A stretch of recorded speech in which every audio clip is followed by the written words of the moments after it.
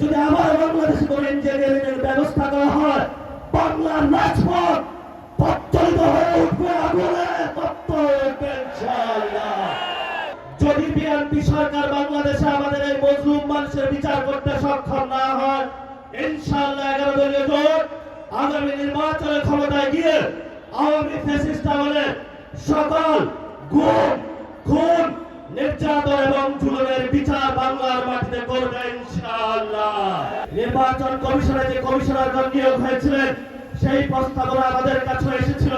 আর যে মেরুদণ্ডটা ভাঙা হয়েছিল, আমি যদি প্রতিশোধ নেই তাহলে কি আমার মেরুদণ্ড ফেরত পাবো বলেছেন, বা পুলিশের হলো একটা ডান্ডা বাড়ি খেয়েছেন, সবাই একটু কষ্ট করে হাতটা তুলবেন। এই অধিকাংশ লোক গত 17 বছরে এখানে হলো নিগৃহীত, নির্যাতিত।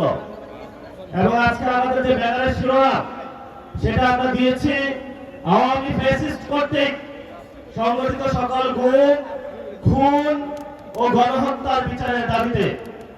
গত 17 বছরে বাংলাদেশে কয়েকটি গণহত্যা সংগঠিত হয়েছিল।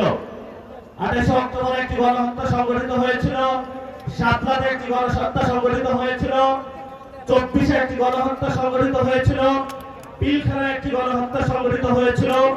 আর অসংখ্য মা বোনের কোলের কত সন্তান যে নিবৃতে চলে গিয়েছিল, সে মোকাদ্দাস ওয়ালি থেকে শুরু করে সেই নোমানি বাড়ি থেকে শুরু করে বাংলার প্রত্যন্ত অঞ্চলে কত রাজপথ যে রঞ্জিত হয়েছিল রক্তে, সেগুলো বাংলার আকাশ বাতাস এখনো সাক্ষী আছে।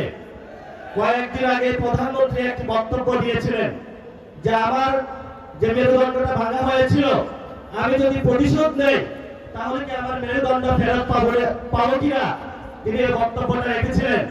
আমি সবিনয়ে মাননীয় প্রধানমন্ত্রীর কাছে জানাতে চাই, এই যে এখানে এতগুলো মানুষ উপস্থিত হয়েছে, যাদেরকে অন্ধকার প্রকোষ্ঠে রাখা হয়েছিল, যাদের বাপকে হলো থানায়, জেলায়, পুরো বাংলাদেশের বিভিন্ন কারাগারে ঘুরানো হয়েছিল, এই মানুষগুলো প্রতিশোধ চায় না, কিন্তু আমরা বিচারে বিশ্বাসী। আমরা বাংলাদেশে বিচার চাই। যদি বিএনপি সরকার বাংলাদেশে আমাদের এই মজলুম মানুষের বিচার করতে সক্ষম না হয়, ইনশাআল্লাহ 11 দলীয় জোট আগামী নির্বাচনে ক্ষমতায় গিয়ে আওয়ামী ফ্যাসিস্ট আমলের সকল গুম, খুন, নির্যাতন এবং জুলুমের বিচার বাংলার মাটিতে করবে ইনশাআল্লাহ। বিচারের দাবিতে আমরা মাঠে ছিলাম, আছি, ভবিষ্যতে থাকবো। বিচার নিয়ে আমরা কোন এক সেকেন্ডও কোনো কম্প্রোমাইজ করবো না।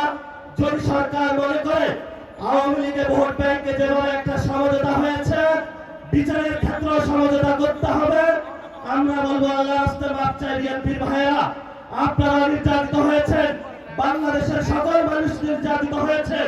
নির্যাতিত যারা মজলুম আছে, মজলুমদের পক্ষে আল্লাহ আছে, এই মজলুমদের পক্ষে আমরা থাকবো ইনশাআল্লাহ।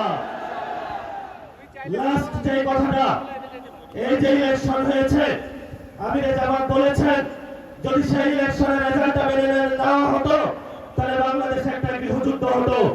আমরা বাংলাদেশে একটা গৃহযুদ্ধ চাইনি বলে এই পর্যন্ত আমরা শান্তি এবং শৃঙ্খলার সাথে রয়েছি।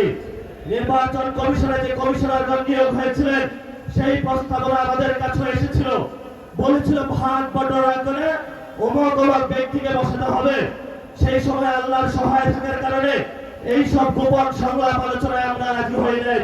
বিএনপির অনেক কমিশনার বসানো হয়েছে, বিভিন্ন বিভ্রান্ত আর্মি পার্সনকে সেখানে বসানো হয়েছে, তারা নির্বাচনে হলে ইঞ্জিনিয়ারিং করেছে। আমরা আপনাদেরকে হুঁশিয়ার করে দিতে চাই, এই অনেক কমিশনারদের এক পা অলরেডি কবরে চলে গেছে। এই অবস্থায় আপনারা যদি বাংলাদেশের মানুষের সাথে গাদ্দারি করেন, প্রতারণা করেন, লোকাল গভর্নমেন্টে যদি আবার বাংলাদেশে কোনো ইঞ্জিনিয়ারিং এর ব্যবস্থা করা হয়, বাংলার রাজপথ প্রজ্বলিত হয়ে উঠবে, আগুনে তপ্ত হয়ে উঠবে ইনশাআল্লাহ। আপনারা লোকাল গভর্নমেন্টে সবাই প্রস্তুত থাকবেন ইনশাআল্লাহ। মাঠে হয়তো আমাদের রক্ত থাকবে, নয়তো বাংলাদেশের আজাদী থাকবে ইনশাআল্লাহ। আমরা ইনশাআল্লাহ 11 দলীয় জোটের যারা নেতৃবৃন্দ এখানে আছেন, তাদের নেতৃত্বে বাংলাদেশের মানুষের পক্ষ হয়ে একটি সুষ্ঠু গণতান্ত্রিক প্রক্রিয়ার মধ্য দিয়ে এগিয়ে যাব। এটাই বাংলাদেশ, এটাই আবু সাইদের বাংলাদেশ, এটাই হলো শহীদ মুগ্ধের বাংলাদেশ, এটাই হলো শহীদ ওয়াসিমের বাংলাদেশ। সবাইকে আসসালাম। রাজপথে থাকবেন, রাজপথ ছাড়বেন না। রাজপথে মুক্তির সমাধান, রাজপথে আজাদির সমাধান, রাজপথে বাংলাদেশের সমাধান, রাজপথ হলো সার্বভৌমত্বের সমাধান, রাজপথ হলো ইসলামকে সার্বভৌমত্ব রক্ষার সমাধান। এই সমাধান আমাদেরকে ইমানি দায়িত্ব, দেশপ্রেমের দায়িত্ব। এই দায়িত্ব আমাদেরকে আদায় করে ইনশাআল্লাহ আমরা ঘরে ফিরবো। আসসালামু আলাইকুম।